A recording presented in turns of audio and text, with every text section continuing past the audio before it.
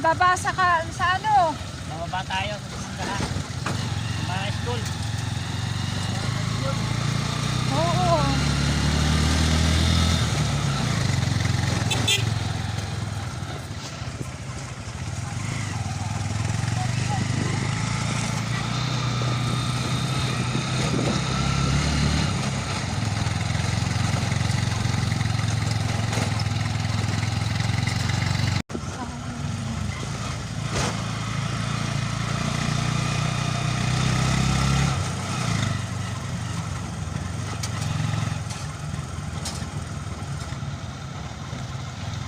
Ang ganda dito ng ano, sabi nga.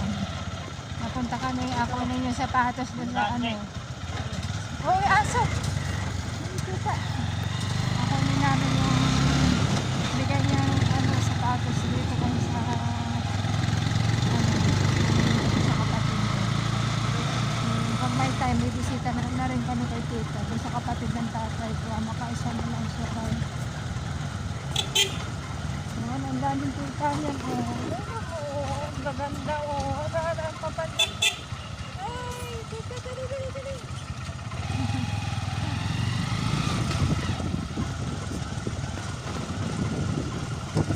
Dito na tayo.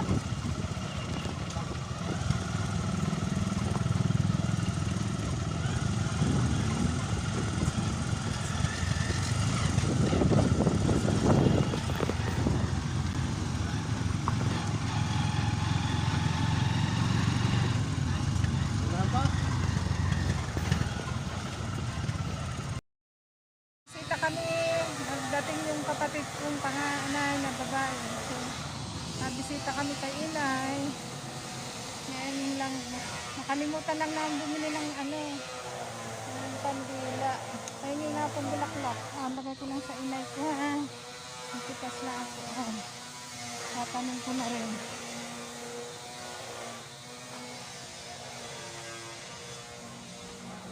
Ngayon po lang kami uli nakabisita mula nung nagamas kami dito. Ngayon na may ano, medyo okay na, medyo ambon na. Ang hulaw na pala. Ambon, di ba yung ambon ay ano. Medyo ano, sukal nga lang dito. Dapat nilinis nila maayos. Lagyan ng daanan ng simento. Oh. Putik pa rin. Mayroong ano, tawag ito, sa patay. Hindi lang, ano, pagtatapin nga, yung kay inay na gayan, tinapon na yan, kumuha.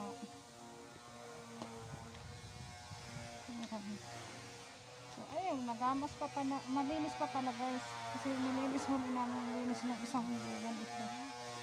Inay, nandito kami ni Ate Norma. Inay, nalimutan. Tanim ko ito, inay, matubo ito. Saan natin alagay? Huwag lang ano. Saan kaya ito? Ito na lang tanim natin at matubo ito. Kaya lang inapo.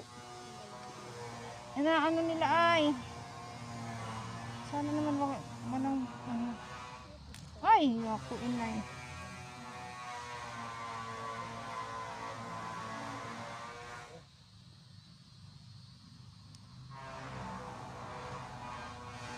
Inay, nandito si ate. Kuya Pipito, Nico. Wala si Bradley, tulog pa inay. Tulog pa.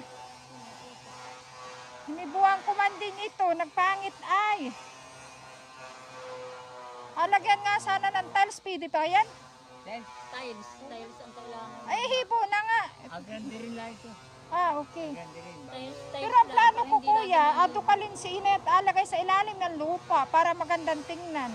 Para hindi siya mataas. Kaya lang batuhan nga daw sa ilalim. Pag nilagay mo, Siyak ng pangaay. Hindi nga, kasi sa England, ang patay inalagay sa lupa namin.